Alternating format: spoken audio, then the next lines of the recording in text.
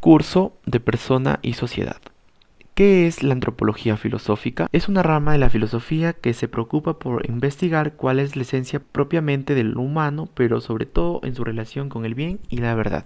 Dos maneras de entenderla. La primera, el saber propiamente filosófico, que ha tenido un desarrollo a lo largo de la historia de la filosofía y la cual se pregunta por la esencia del hombre respecto del bien, la verdad y de su relación con la naturaleza. La segunda es la que se enfoca en las diferentes características humanas como la biología, la cultura, la sociedad, entre otras. Antropología, según Juan Luis Lorda. Juan Luis Lorda es un profesor de teología de la Universidad de Navarra, doctor en teología, y menciona que gran parte de la utilización actual del nombre antropología filosófica se la debemos al alemán Max Scheler, quien se pregunta sobre la ubicación del hombre en el cosmos. Esto influye en otro autor de la misma nacionalidad, que es Helmut Plessner, quien escribe acerca de los estratos, siendo esto de mucha utilidad al momento de situar al hombre en el cosmos. Estratos según Plessner. Primer estrato, la materia, que su principal propiedad es la física y la química. Segundo estrato, el ser vivo, que su propiedad principal es ser un organismo con ciclo vital. Tercer estrato, los animales, que se caracterizan por dar respuestas si se tiene un previo estímulo. Y el cuarto y último estrato, el del ser humano, que se caracteriza por su autoconciencia. Fenómenos de la autoconciencia son la sensibilidad, que se caracteriza por qué es lo que percibimos a través de nuestros sentidos, la afectividad, que es la reacción a los sentidos, la inteligencia, que es lo característico en el ser humano, la voluntad, que es la capacidad de tender a algo, y el acto libre, que se relaciona con la voluntad y la inteligencia. Etapas de la historia de la antropología. Empezamos por Aristóteles, que es el primer y gran fundador de la antropología. En su libro de Ánima, que significa sobre el alma, desarrolla un esquema muy nutritivo acerca del ser humano. Alma viene a ser el sentido del principio vital, es decir, propio de los seres vivos. Los tipos de alma, según Aristóteles, son vegetativo, solo son capaces de vivir; sensitivo, sienten y reaccionan; irracional, que conocen y quieren intelectualmente. 2. Grandes comentadores de Aristóteles, entre ellos tenemos a Avicena, Santo Tomás de Aquino y Francisco Suárez. Avicena da un comentario bien desarrollado acerca del libro de Aristóteles. Santo Tomás de Aquino perfila los conceptos y organiza las ideas que las plasma en su libro Suma Teológica, en la cual menciona las facultades del ser humano que las mencionamos anteriormente como fenómenos de la autoconciencia. Sistematización, que ahí tenemos a Wolff y la psicología racional, y la antropología moderna con Brentano y su influencia en el alemán Scheler, que como mencionamos es a quien se le debe el nombre de antropología filosófica. La sensibilidad. La sensibilidad es la capacidad de tener sensaciones o de percibir lo que sucede en el mundo exterior que nos rodea y se da a través de los sentidos. La sensibilidad es subjetiva, propia de cada individuo, pero el objeto de dicha sensibilidad es objetivo y verdadero. Las pasiones son reacciones ante un conocimiento. Las 6 pasiones básicas son: la primera reacción o reacción de valoración es la reacción de amor y odio; la segunda reacción o de inclinación es la de deseo y rechazo; y cuando ya se logra o no se logra el bien que se desea, la tristeza o alegría. La inteligencia, mediante la cual los seres humanos somos capaces de utilizar y manejar conceptos, utilizando como principal herramienta al lenguaje. También somos capaces de analizar la realidad para llegar a formar conclusiones. Los 3 actos que indican la presencia de inteligencia son la simple aprehensión, el juicio y el razonamiento. ¿Qué es la voluntad? La voluntad se entiende como la capacidad de entender racionalmente y es un acto deliberado. Tiene unos amores permanentes y una inclinación consciente. La voluntad humana tiene 2 tipos de inclinaciones, como las habituales o naturales, que están dentro de nuestra personalidad y son espontáneos; las personales o razonadas, que es una decisión consciente. ¿Qué es el acto libre? El acto libre nos permite entender la libertad y su funcionamiento. Todos los actos deliberados son libres y todos los actos libres son deliberados. Para el ejercicio de la libertad se necesitan ciertos requisitos, como el uso de la razón mediante el conocimiento, la deliberación y el razonamiento práctico, y como otro requisito el dominio de sí mismo mediante nuestras pasiones. ¿Qué es la afectividad? La afectividad define realmente el perfil de las personas. La estructura de la afectividad son tendencias instintivas, afectos adquiridos y tendencias innatas espirituales. El ser humano como ser social. Los seres humanos estamos plenamente capacitados para establecer relaciones humanas. El ser humano ve a los demás como un bien para compartir su intimidad, por la capacidad de querer y ser querido, y el lenguaje, que juega un papel muy fundamental como instrumento social de comunicación, aunque no sea la única forma. ¿Qué es la acción externa? El ser humano tiene una capacidad exterior capaz de generar cultura, que es necesario para vivir en un ambiente cultural. Antropología según Tomás Melendo Granado. Según Tomás Melendo Granado, tenemos 4 etapas o niveles en la antropología, que son: la primera es el ser humano, que se advierte a sí mismo como un ser simplemente superior a todas las realidades terrenas. La segunda, cuando el ser humano se advierte a sí mismo como persona. La tercera, el ser humano se reconoce como persona humana masculina y persona humana femenina. Y la cuarta, se le permite al ser humano, a través de su grandeza, reconstruir con lo que cada uno quiere. Capítulo 1. Antropología y vida. Para empezar, debemos recordar cuál es el rol del hombre en la sociedad contemporánea. La persona es origen y finalidad de los procesos productivos. Es por eso que se debe volver a poner al ser humano en el centro de la operación y del proceso. Se debe tener en cuenta que hay que defender su libertad, su autonomía y su derecho a desarrollar su propia personalidad. Debemos velar por una sociedad en la que exista junto al bienestar la vida buena. ¿Pero qué es la vida? Para explicar esta interrogante han surgido múltiples teorías, pero el día de hoy veremos 5. La primera es la del creacionismo, que se divide en 2 vertientes. El creacionismo en sí es un conjunto de creencias que postula que el universo, la tierra, la vida y cada cosa existente fue creada por un ser divino o por inteligencia superior. De acuerdo al creacionismo religioso o clásico, todo fue creado por un ser omnipotente. En cambio, de acuerdo al diseño inteligente, todo esto fue producto de un caos inteligente, no de un proceso no dirigido como la selección natural. Además, tenemos la teoría de la generación espontánea postulada por Aristóteles. Según esta, había una especie de principio vital que hacía que los seres vivos surgieran espontáneamente de la materia orgánica en descomposición o de la materia inerte bajo ciertas condiciones. Sin embargo, esta teoría comenzó a ser refutada por Francesco Redi cuando llevó a cabo un experimento con gusanos. Además, terminó de ser completamente desechada por la teoría de la criogénesis con el experimento de Louis Pasteur en 1861 con aire, microorganismos y algodón. Aquí se demostró que el ser vivo proviene necesariamente de otro preexistente. Adicionalmente, tenemos la teoría de la panspermia, que surgió en 1903 cuando Svante Arrhenius postuló en su libro La creación de los mundos que la vida es eterna en el universo y que se transmite de un planeta a otro en forma de diminutas esporas que son impulsadas por la presión de la luz o por la radiación. Él sostiene que la vida puede tener su origen en cualquier parte del universo y no procede directa ni exclusivamente de la Tierra. Incluso, probablemente los primeros seres vivos habrían llegado de meteoritos. Finalmente, la teoría que es más aceptada en la actualidad por los científicos es la teoría sintética, que tuvo su origen en 1922 cuando el bioquímico Oparin propuso que las moléculas orgánicas podrían formarse con los gases de la atmósfera sometidos a grandes descargas eléctricas que ocurrieron durante grandes tormentas. De esta manera, esta teoría explica el origen de la vida a partir de la evolución química y de los fenómenos físicos de la materia. Y ya que la vida existe, ¿qué significa tener vida? Tener vida implica para los seres vivos que poseen automovimiento, unidad, inmanencia, un ritmo cíclico y armónico y además pueden ser capaces de autorrealizarse, porque vivir es crecer, vivir es ser.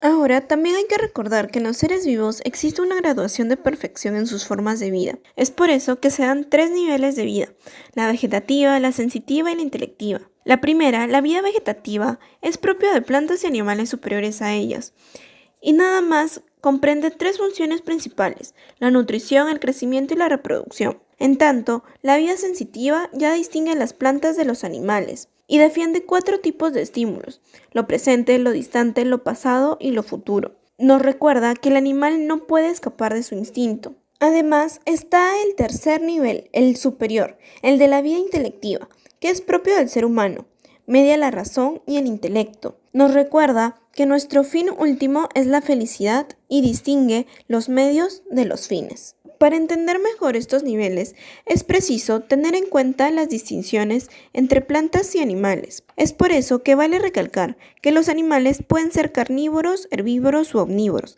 en tanto las plantas son capaces de producir su propio alimento. Además, en cuanto a la capacidad del movimiento, las plantas no cuentan con ella. En cambio, los animales sí pueden moverse para alimentarse y para vivir. Además, en cuanto a su crecimiento, las plantas pueden crecer ilimitadamente. Sin embargo, los animales tienen un límite. ¿Y qué distingue al ser humano de estos? Esta interrogante la han respondido múltiples filósofos como por ejemplo Aristóteles, quien postula que solo el ser humano es capaz de expresar con la palabra lo que considera bueno y malo. justo e injusto, y por lo tanto es capaz de dialogar para darle forma a una organización política. Asimismo, Immanuel Kant dice que solo el ser humano ha sido dotado de razón. También tenemos lo que dicen Rousseau y Sartre. Ellos sostuvieron que el rasgo característico del ser humano era el de ser un agente libre. Incluso, Sartre defendía que los seres humanos eran entes en lo que la existencia precedía a la esencia. Asimismo, está la opinión de Marx, quien por su parte piensa que una de las características distintivas del ser humano es el hecho de que es un ente que trabaja, y en la medida en la que el ser humano puede modelar subjetiva e idealmente un producto y cuando finalmente lo realiza, es que él ha logrado objetivarse a sí mismo.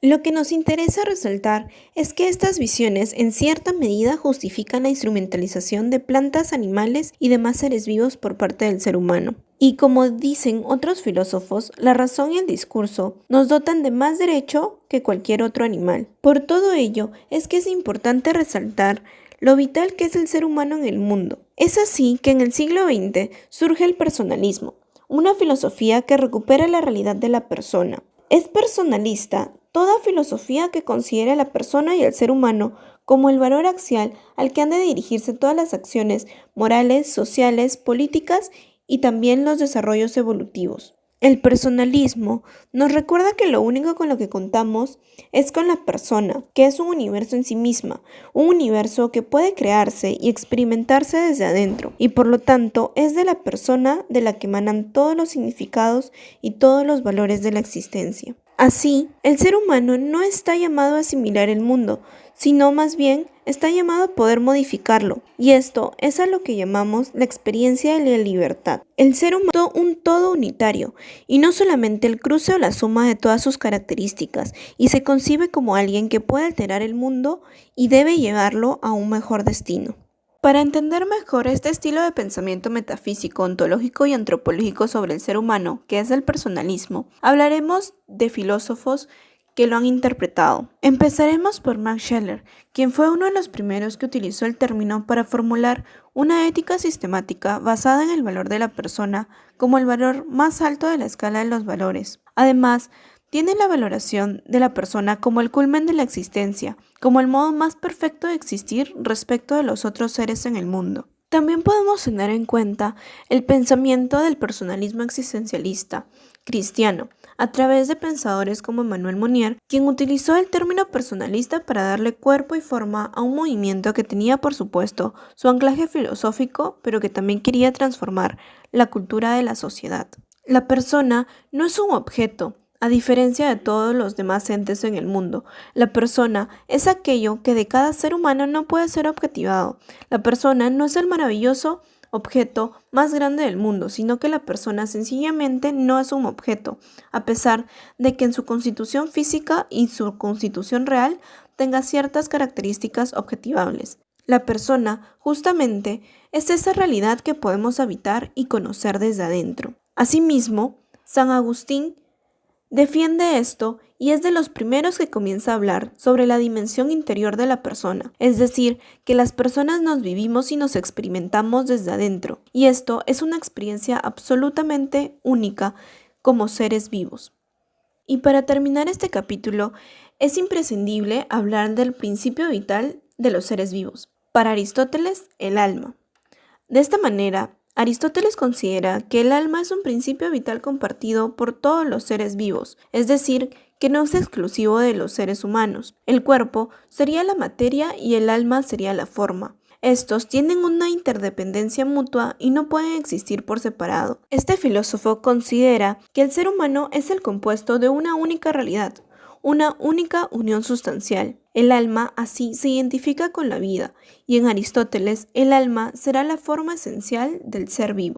Capítulo 2. La persona humana. Se debe entender a la persona como un ser individual que alcanza bienes desarrollados en sociedad para obtener mayores grados de perfección. ¿Por qué es tan importante este concepto? Porque descubrimos la dignidad de la persona, lo que le hace acreedora de derechos y por tanto merece respeto. La persona como fin en sí misma. La persona no es un medio, por eso no se le debe instrumentalizar. Respetando a los demás, respeto lo que me hace respetable frente a los demás. Respetar es la actitud más digna del hombre. Somos materia instalada en espacio-tiempo.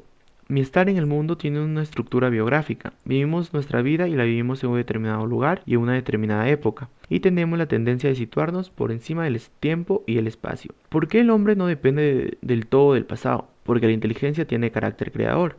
¿Cuáles son los modos de superar el tiempo? El primero, guardando memoria del pasado, lo que nos da unidad y nos permite tener una identidad. El segundo, buscamos algo que permanezca, la pretensión de inmortalidad. Y el tercero, buscamos anticiparnos al futuro, proyectándonos con la inteligencia e imaginación. Somos seres capaces de tener, porque somos capaces de decir mío.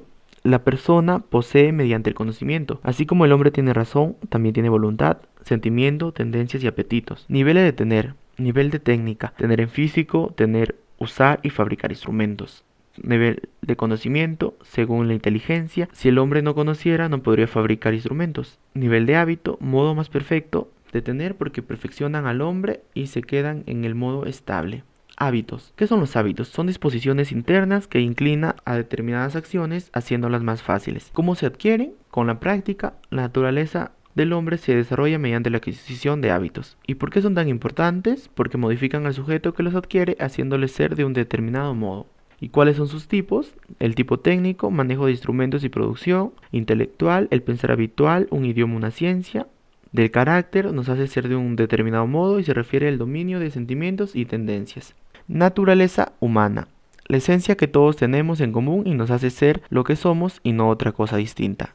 Teleología natural, que es el desarrollo de las propias tendencias hasta perfeccionarlas. La teleología de un ser es su dirección a la plenitud de la que es capaz. Parte del hecho que existe una orden en el universo y en los seres vivos. Es decir, hay un orden en el universo y también en los seres vivos. ¿Cuál es el fin de la naturaleza humana? El fin del hombre es perfeccionar sus capacidades superiores, lo natural es alcanzar la verdad, razón y el bien, voluntad, que son los objetos de sus facultades superiores, pero esto no se alcanza al principio sino al final. ¿Cuál es la dificultad del concepto de naturaleza humana? Es importante evitar el dualismo, pues la naturaleza humana es libre y libertad y naturaleza no se pueden separar al igual que alma y cuerpo. Naturaleza humana y la ética. ¿Qué es lo que el hombre puede y debe hacer? Alcanzar libremente los objetos de sus facultades superiores, la verdad y el bien. ¿Por qué debe hacerlo? Para no dañar su naturaleza y aceptarse a sí mismo como ser humano y poder aceptar a los demás. ¿Qué quiere decir que el hombre es libre?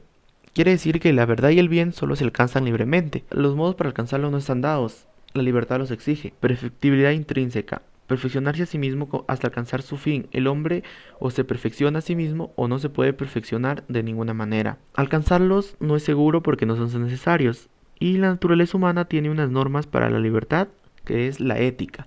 ¿Qué pasa si no hay ética? Si no hay ética no hay desarrollo de la persona ni armonía del alma. Está metida intrínsecamente en la naturaleza humana. De la libertad humana depende alcanzar la felicidad. Notas que definen a la persona humana. El yo interior, íntimo, lo que uno conoce de sí mismo.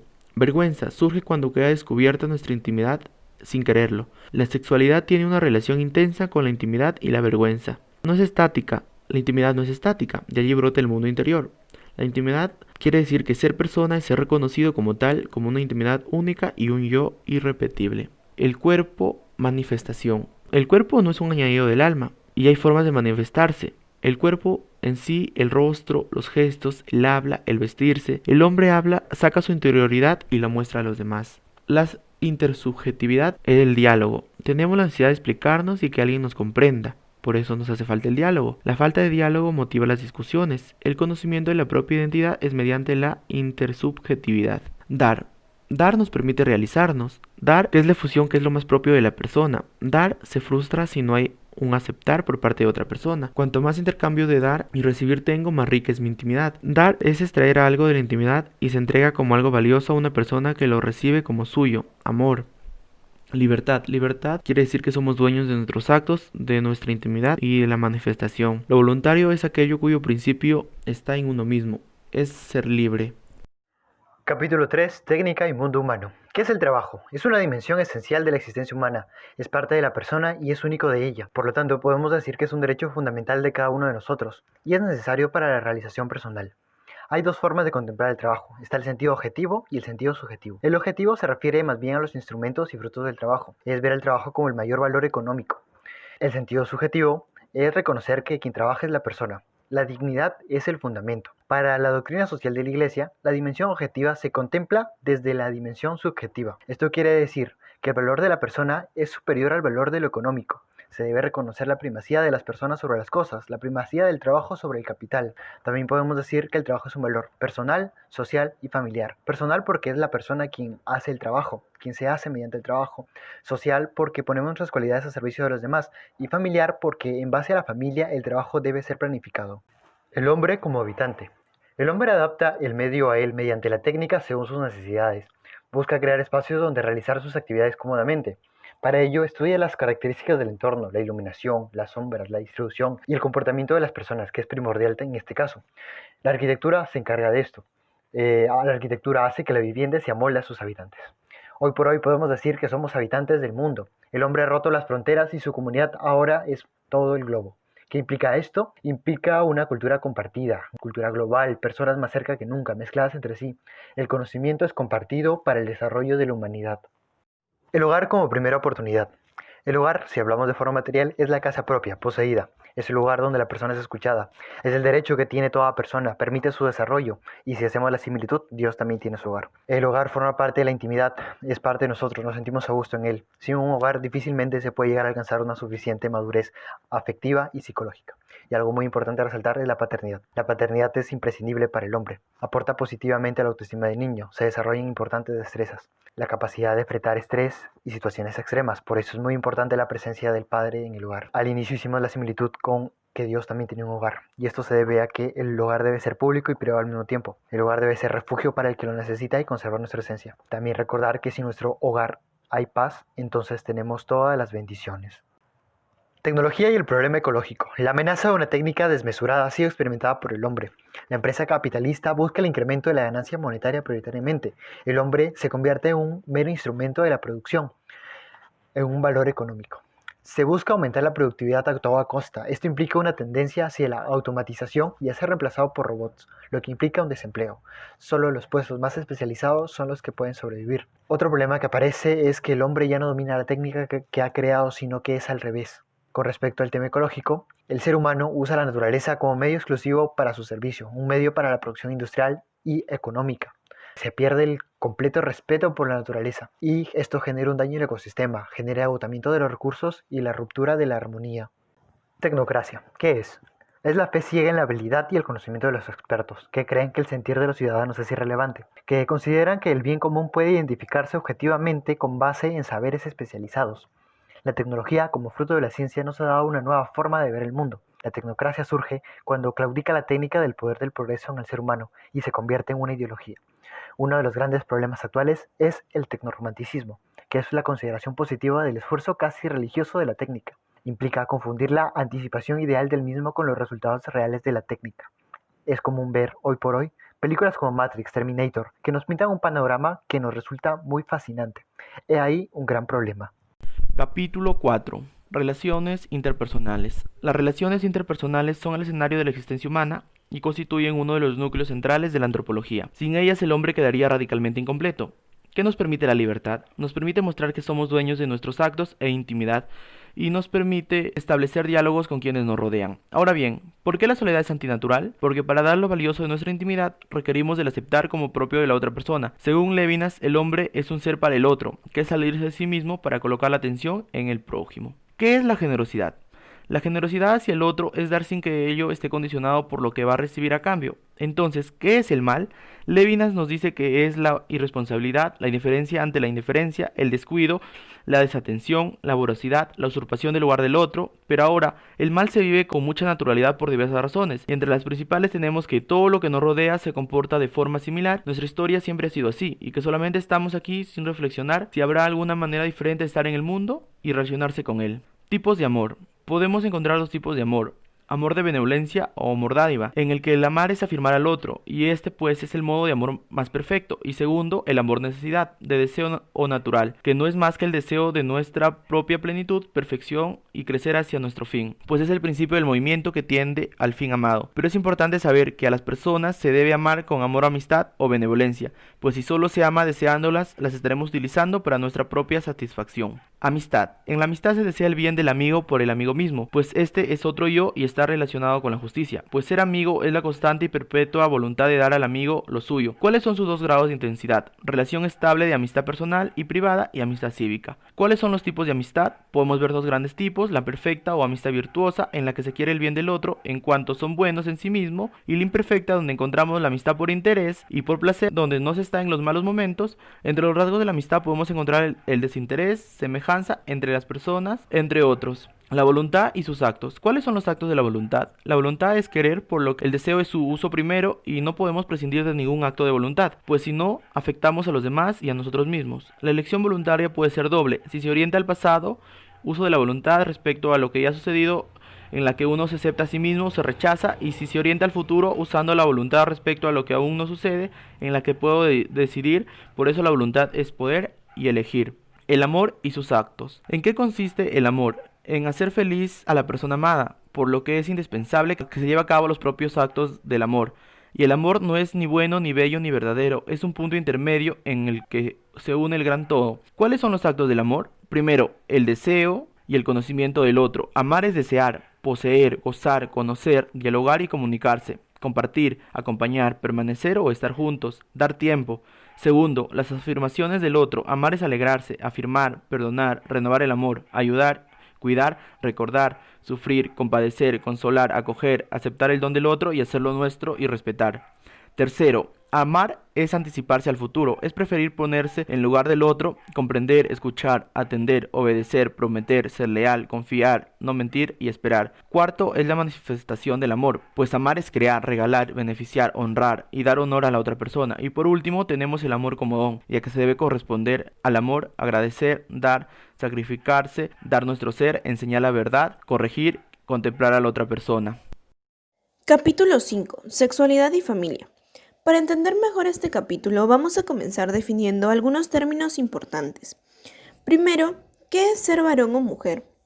Esto es un modo de ser, de estar, de comportarse, una condición biológica, espiritual, cultural y social. Luego, ¿qué es sexo? Con sexo nos referimos a una configuración cromosómica y a una diferenciación de los órganos corporales u gónadas sexuales destinadas a la reproducción sexual. Y por último, ¿qué es la sexualidad? La sexualidad es una capacidad física, psíquica, de realizar el acto sexual, el cual es la manifestación de un tipo de amor especial. Es aquella dimensión humana en virtud de la cual se es capaz de una donación interpersonal específica. Es un impulso sensible, pero también se puede perder. ¿Y cómo se da esto? Entregándose de forma corporal sin entrega personal, ya que se le quita su carácter fecundativo. La sexualidad, armonizada con las restantes dimensiones del alma, contribuye a la armonía de ésta y encuentra su sentido humano, el don de sí mismo.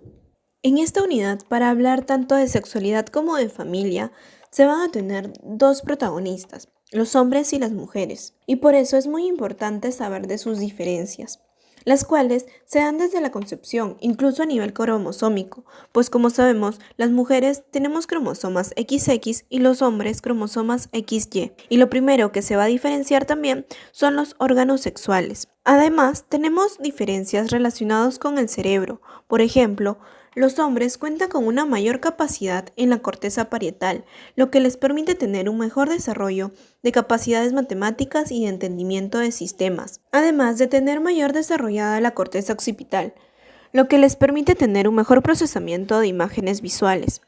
En tanto, la mujer tiene un mayor desarrollo en la corteza temporal, lo que le permite tener una mayor capacidad lingüística. Incluso se dice que las mujeres emiten más o menos 3 veces más palabras por día de lo que emiten los hombres. También pueden expresar mejor sus sentimientos y tienen un mayor entendimiento de las palabras. Asimismo, también tiene un mayor desarrollo en la corteza prefrontal, lo que le permite tener un mejor control de los impulsos y el razonamiento. Otras cosas que podemos mencionar es que, por ejemplo, el núcleo preóptico es mucho más grande en el hombre que en la mujer, lo que explica, en parte, por qué el hombre es más propenso a buscar actividad sexual. Pues no es que necesariamente el hombre desea tener más actividad sexual, sino que la busca de manera más intensa.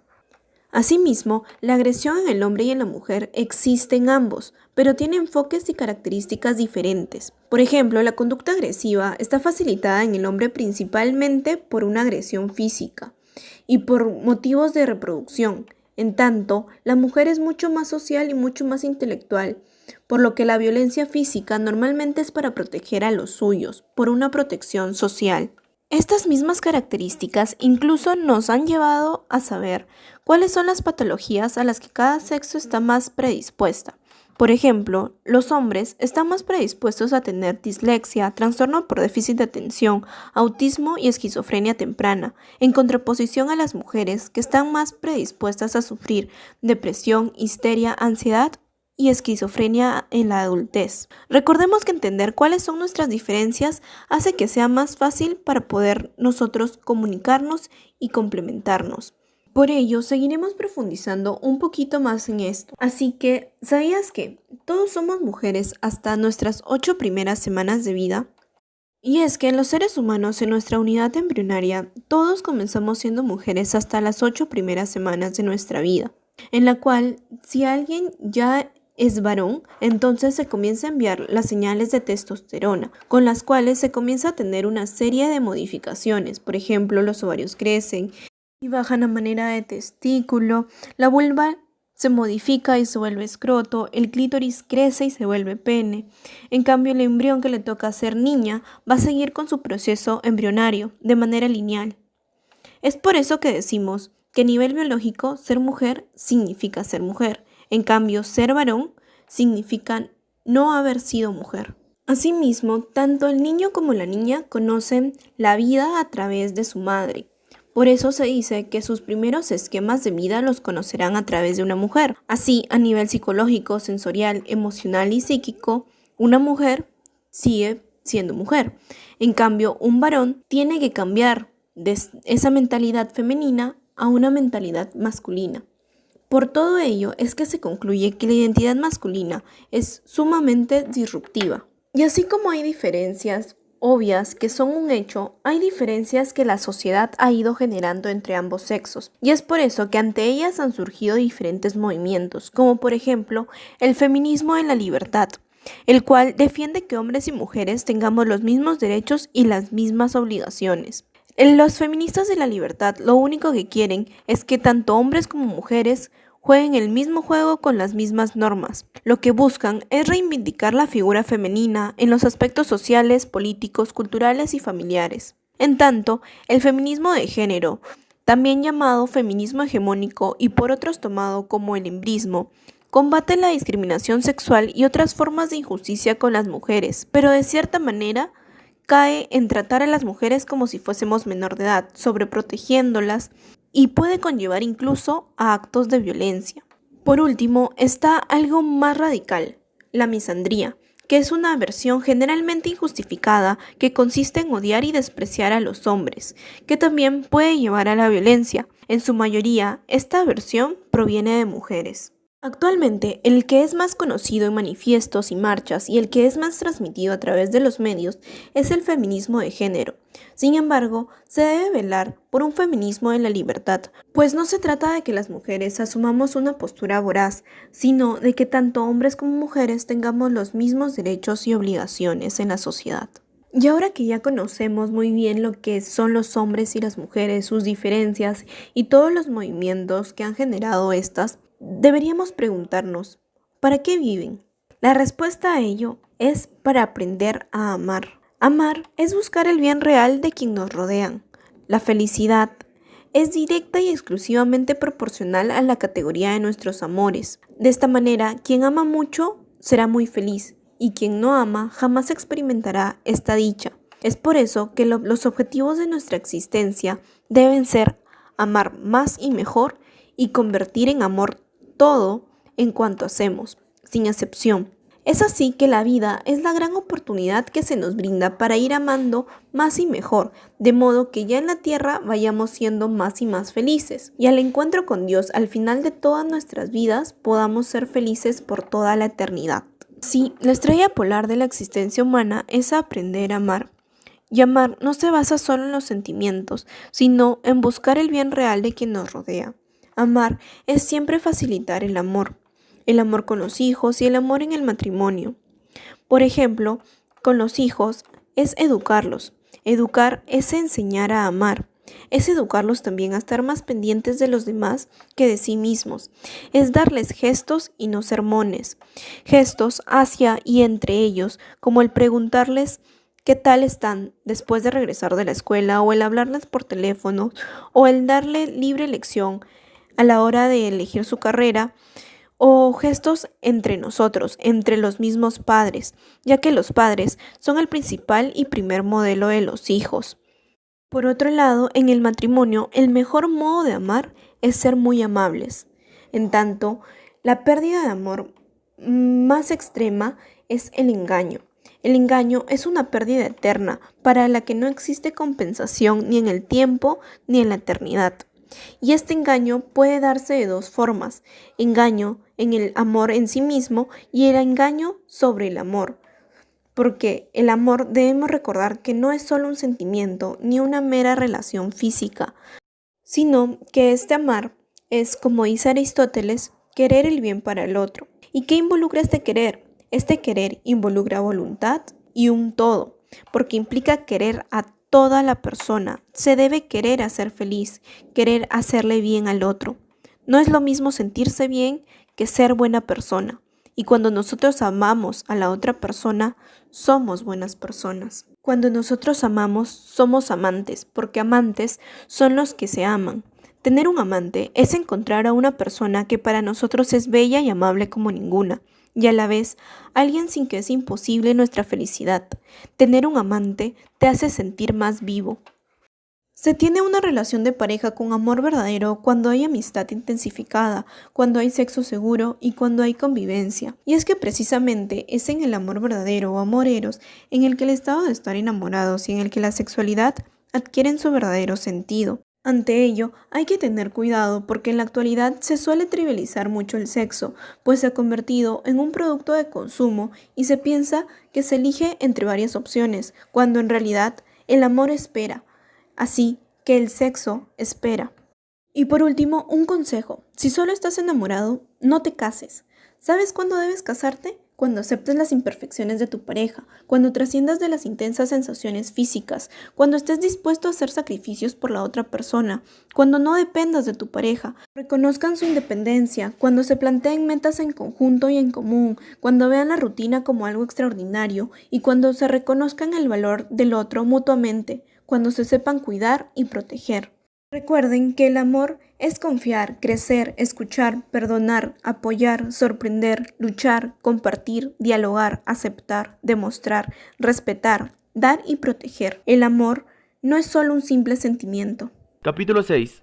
Trabajo, necesidad humana y economía. Bienestar como fin de la economía. ¿Cómo se consideraba el trabajo en Grecia? Como la actividad manual que hacían los esclavos para que los considerados personas pudieran vivir la contemplación y por tanto ser libres, siendo estos los únicos que pertenecían a la economía. ¿Y cómo se considera el trabajo en la actualidad? Es para el hombre un cambio de perfeccionamiento, el cual lo logra a partir de la satisfacción de sus propias necesidades mediante la modificación del mundo. El ser humano busca la satisfacción de sus necesidades elementales, que son las corporales, para lo cual se tiene en cuenta la razón y la libertad, además de los sentimientos, la voluntad, las costumbres y la tradición para elegir el modo. Entonces, ¿qué es la economía?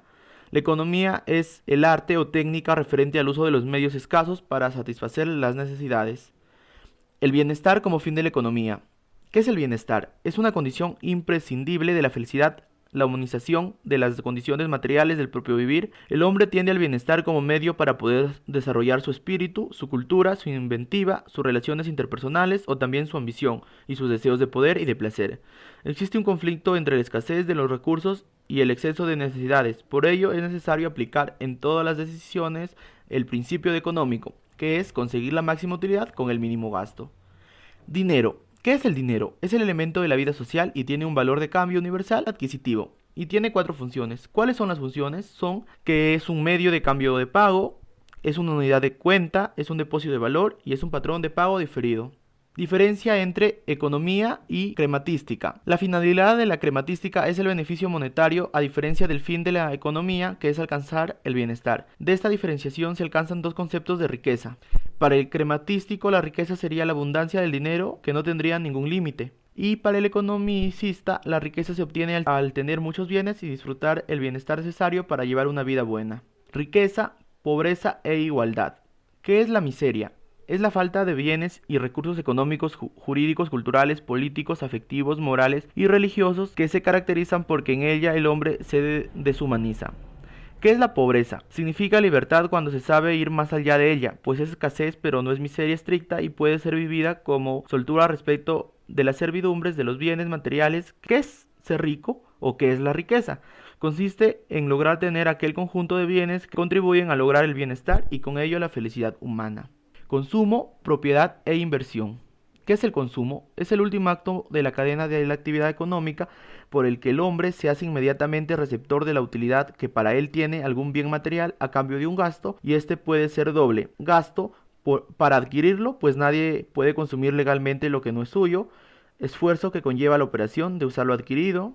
¿Y qué es la inversión? La mejor forma de ahorro es la inversión, que consiste en la renuncia a un bien presente y cierto por la expectativa de otro mayor, futuro e incierto. Mercado y beneficio. ¿Qué es el mercado? Es el lugar donde se llevan a cabo las actividades económicas. El trabajo transforma no solo el medio físico, sino también el medio social. ¿Qué es la capitalización? Es la inversión del beneficio, es decir, un empleo inteligente de los beneficios, tal que multiplica los recursos futuros y se rige por dos criterios: su rentabilidad y su utilidad social.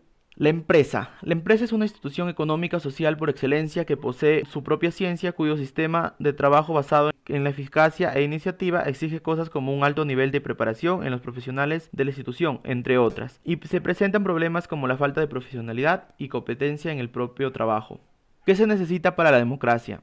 Entre los más principales se necesita educar a los ciudadanos hasta ponerles en condiciones de ejercer su libertad política y jurídica, es decir, abolir la miseria cultural y tratar a los demás como hombres capaces de decidir por sí mismos. Riesgos de la democracia. Riesgo político, cuando su frustración, total o parcial, sobre todo si los gobiernos incurren en formas de autoridad despótica, en actitudes crematísticas o en corrupción. Riesgo moral, cuando un sistema político capaz de elevar al hombre por encima de sí mismo, pero capaz también de generar la anarquía moral, nacía del mal uso de la libertad. Capítulo 7. La felicidad y el sentido de la vida. ¿Qué es felicidad? Podemos definirla como un momento duradero de satisfacción. Es todo lo que aspiramos incluso sin saber. ¿Cómo podemos buscar la felicidad? Para ser feliz hay que practicar las virtudes y hacerse virtuoso. Es en vano buscar la felicidad en lo exterior, en lo banal. ¿Qué se debe cumplir para poder empezar a buscarla? Pues lo principal es no permanecer en un estado de pobreza extrema, tanto mental como física. Modelos erróneos de felicidad. Encontramos aquí al nihilismo, que afirma que la vida carece de sentido. Es inútil buscarla porque nunca se encuentra. El nihilismo es la pérdida del otro y el hundimiento en la soledad. Carpe diem. Carpe diem significa aprovecha el momento. Se trata de una exaltación del gozo presente, de exprimirlo antes de que sea demasiado tarde. Tenemos también el interés, que es la postura pragmática. Consiste en que toda felicidad se basa en los intereses propios. El hombre tiene un solo fin, que es el mismo.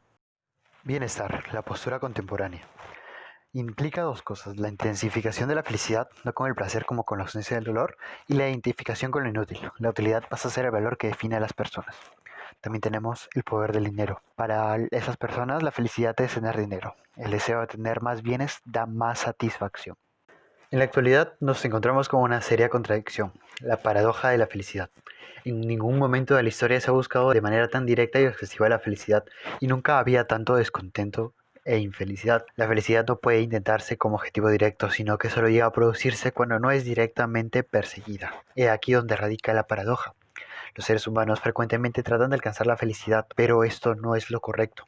Nosotros debemos ir más atrás, a la fuente de la felicidad, al fundamento, que es el amor. Una vez vamos al amor, podemos alcanzar la felicidad perfección y finalmente la felicidad dicha. Y ahora preguntémonos por el sentido de la vida. Para poder entenderlo, nos preguntamos ¿para qué hemos venido al mundo? Algunas respuestas claves pueden ser: para ser feliz. Pero la felicidad es directa y exclusivamente proporcional a la categoría de nuestros amores, entonces hay que ir más atrás. ¿Hemos venido para amar? Esta respuesta es correcta, pero para ser más específicos, hemos venido para aprender a amar. La vida es la oportunidad que se nos da para ir amando más y mejor, de modo que en la tierra vayamos siendo cada vez más felices. Esto nos permite ampliar las fronteras de nuestros corazones y al término de la vida nos quepa más Dios. La felicidad y el sentido de la vida. En una sociedad como la nuestra se tiende a sustituir el sentido por sensaciones que se convierten en negativo cuando sustituyen el sentido de la vida. La felicidad también depende de cómo interpretamos lo que nos pasa, depende de nuestra capacidad de observar la realidad y reaccionar frente a ella. Los límites del ser humano. Uno de los grandes límites del ser humano es la muerte. Heidegger nos habla de esto, el ser para la muerte. Heidegger nos dice, la muerte es la posibilidad de todas mis posibilidades. Hay un posible que le es posible a todos los posibles y es la muerte. Esto nos da dos posturas, que es la existencia auténtica, donde se asume la idea de la muerte, pero también está la existencia inauténtica, donde se vive para negar que se va a morir. Para Heidegger, la muerte implica dejar de ser, pero ¿en qué sentido esto lo hace? La muerte es intransferible. Nadie puede morir por mí. Esto me puede hacer sentirlo solo. El hombre cuando muere aniquila su posibilidad de ser. Pero hay que recordar que esto no es cerrar la totalidad de la vida. También Heidegger postula la muerte como inminencia, con tres características: irrepetible porque solo sea una vez, irreferente porque morir no es un ciclo, no tiene referencialidad, e irrebasable porque más allá de ella no hay nada. El hombre doliente. Estamos en una cultura en la que sufrir no es bien visto, en la que el dolor es visto como un disvalor. Negamos o evitamos el dolor y esto hace que vivamos en hedonismo. Trastorno de evitación experiencial. Actuamos bajo la necesidad de evitar o controlar cualquier pensamiento, recuerdo, acción o conducta que esté relacionada con el malestar. Hay que recordar que el dolor es inevitable, pero el sufrimiento es opcional. Para eso hay que entender que el malestar puede ser primario o secundario. El primario es directo de la experiencia desagradable, casi imposible de evitar, y el secundario es causado por nuestras emociones. También se le conoce como sufrimiento, donde tenemos mayor control. El ser humano ha plasmado en su cine diferentes historias sobre protagonistas que sufren.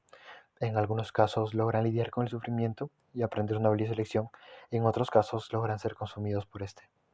El destino del hombre. Recordemos que ser felices es destinarse a la persona amada. Lo que se necesita para conseguir la felicidad no es una vida cómoda, sino un corazón enamorado. Si la postura de Aristóteles nos dice que debemos buscar la virtud, que nos da la fuerza contra la debilidad que es el vicio, y por lo tanto aumenta nuestra capacidad de alcanzar la felicidad. En películas como La Vita Bella and It's a Wonderful Life, podemos encontrar que el personaje principal logra superar las adversidades basándose en el amor que tiene a los seres que ama. Crisis en la religión. Nos encontramos ante el fenómeno que busca desaparecer la religión de la vida pública. Hoy por hoy, el positivismo de las ciencias ha generado que veamos el mundo como un mero objeto de estudio científico y transformación técnica. Y el cristianismo reformado ha generado el endiosamiento de la autoridad religiosa. La religión y los valores morales y culturales. Pilares de la civilización de Occidente podemos encontrar a Jerusalén, a Roma y Atenas. En las diferentes etapas han habido diferentes aportes. La Edad Media ha sido una época de maduración larga. La modernidad nos dio el Estado, capitalismo, el humanismo, la curiosidad universal, la ilustración, la separación público-privada y personal espiritual. El siglo XIX nos dio la democracia liberal, la superación del comunismo y fascismo, ideologías que han afectado bastante. Podemos preguntarnos si estamos en crisis con respecto a los valores de Occidente. Sí, objetivamente debido a la globalización. Hay una incapacidad de valorar lo que se tiene, lo que se ha ganado. Grandes aportaciones del Occidente han sido la pasión por investigar, la democracia, la universidad, los valores cristianos. Entonces, ¿cómo recuperar la autoestima de Occidente? Es acceder al pasado con objetividad. Hablemos de la cultura de la cancelación. Cancelar consiste en dejar de consumir un producto o productos que genera una persona por incompatibilidad ideológica o porque hizo algo que nos causa rechazo. Puede ser personal, cuando un solo individuo expresa rechazo a algo, o colectivo, cuando son múltiples individuos, lo que genera un impacto mucho mayor. ¿Cuál es el problema de fondo? Cancelar algo implica fingir que no existe y por ende su problemática. Lo que debemos hacer es aceptar el contenido para poder afirmar que su problemática existe y de esta manera poder combatirla. Hablemos del posmodernismo. El posmodernismo es la exaltación de los pequeños relatos que constituyen el devenir histórico de un país o región. Esto conlleva a una excesiva deconstrucción de la historia y a la fragmentación de la misma. Se aprecia excesiva deconstrucción sin conexiones entre los hechos. El posmodernismo mata relatos grandes, como lo son el relato cristiano, el marxista, el relato del iluminismo y el relato capitalista. Entre algunas conclusiones y aportes finales tenemos la posmodernidad, donde las ideas que motivaban y enfocaban a la civilización a ciertos caminos han perdido credibilidad y son ahora visiones engañosas que solo dejaron un vacío a su paso, estando ahora en una crisis de la posmodernidad. La era sin verdad. Erróneamente se piensa que en una persona todo es un constructo social, que el individuo y solo él, cuando ha comprendido todo lo que es la sociedad, es el último y definitivo rector de lo que es como persona, y que por tanto, para cambiar la realidad misma, solo hay que cambiar las ideas que tenemos sobre ella. Se ha confundido con una liberación del individuo, por lo que se dice que estamos llegando a un oscurantismo, gracias a que hay un vacío que se ha sabido aprovechar por radicales, pues ahora la realidad es ofensiva. Muestra una desconexión de cómo son las cosas y se crea una burbuja agradable y placentera en vez de afrontar la realidad y cambiarla. ¿Y permanecer en la ignorancia es felicidad? Veamos. El conocimiento es poder, posibilidad y a su vez un puente a más conocimiento. La ignorancia no nos hace felices, sino vulnerables, seres cuya felicidad es más frágil. Busca justificar su indiferencia para no lidiar con los problemas, lo que llama a un individualismo. Y bueno, es hora de tocar el tema del amor, de las relaciones de pareja y de la agonía del amor. Es el lento fin que está afrontando día a día en medio de la posmodernidad y el pensamiento frío y racionalizado, siempre enfocado al éxito, la productividad y la inversión. Además, hoy en día se tiene una relación, en muchos casos, solo para experimentar y aprender, es decir, un hedonismo descarado. Sabemos que el eros es la realización del otro en uno mismo y viceversa. Sin embargo, se ve el compromiso como negativa y alquímica con nuestros planes. Nos expone al futuro frente al presente, lo que nos puede hacer temer la soledad y apreciar la angustia. ¿Y qué acerca de la soledad de estar siempre conectado?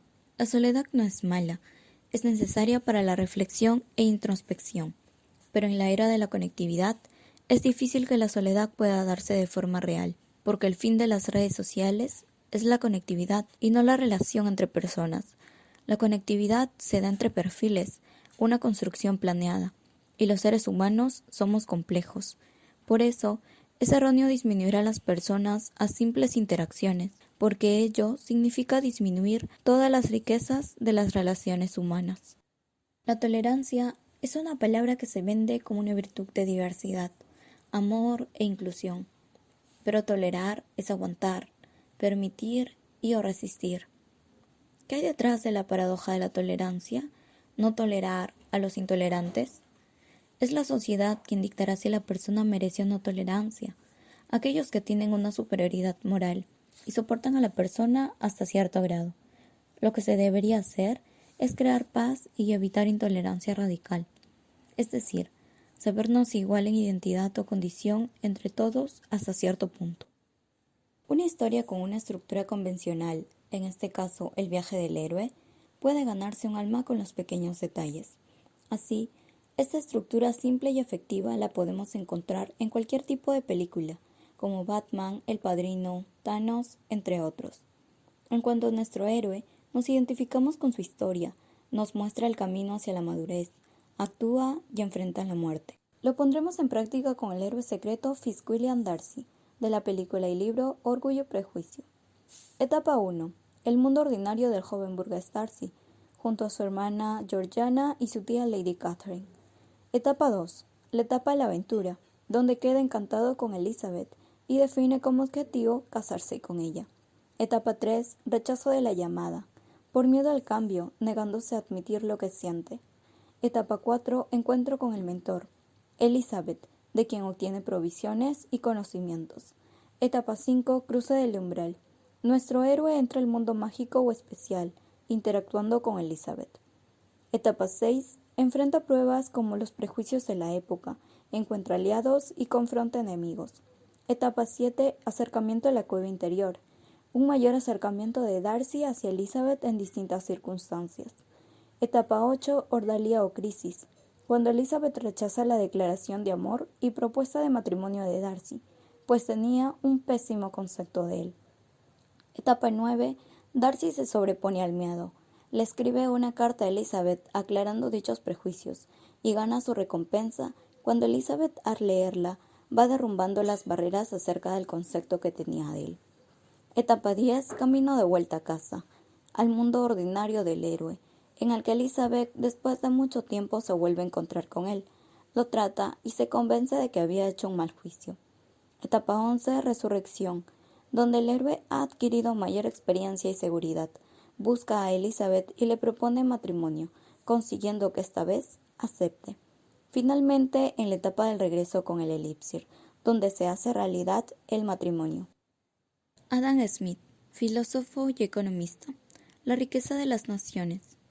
Smith afirmaba que la riqueza de una nación debía medirse por los bienes y servicios reales que ponían a disposición de toda su población, es decir, aplicando el sistema de libertad natural, en el que los individuos estarían en libertad de participar en la división del trabajo y la acumulación de bienes o capital, promotoras de la riqueza y beneficio para la sociedad. La mano invisible de Adam Smith. Lo que regula el mercado no es una mano invisible. El hombre puede dar de modo benevolente mientras se cuida de su propio interés, y en la medida que el mercado es una actividad verdaderamente humana, trasciende el puro interés. Adam Smith, liberal.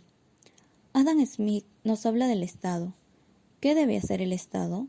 El sistema de libertad natural, pues tiene 3 funciones. 1. La justicia. Defender a cada ciudadano de la injusticia de otro. 2. La defensa. Defender a cada ciudadano de la injusticia de ciudadanos de otro país. Y 3. Edificar aquellas obras e instituciones públicas que, no siendo del interés de un individuo o grupo de individuos, con frecuencia lo es de una gran sociedad. Adam Smith y el liberalismo clásico. La gente quiere mejorar su propia condición. Aquí está la fuente de crecimiento económico, por lo que vamos a servir a los demás a través de un juego institucional, llamado el mercado, que tiene que ver con aptitudes normales de la gente, que es todo el eje de la teoría de los sentimientos morales. De la simpatía a la política. La simpatía, que es este proceso de comunicación afectiva de identificación y que eventualmente lleva a una persona a juicios morales y a 2 instituciones a reglas de comportamiento y o justicia, sobre todo la justicia conmutativa, necesaria para la subsistencia del orden social. Asimismo, el interés propio tiene que ver con la capacidad de pensar en nosotros mismos, pero sin excluir a los demás. Con ello, Smith considera que hay una cooperación y una colaboración entre individuos. De esta manera, se considera la economía como una forma de consolidar un poder económico y territorial, en la que se puede dar la construcción de la identidad. Eso significa que nos vemos como un reflejo los unos de los otros.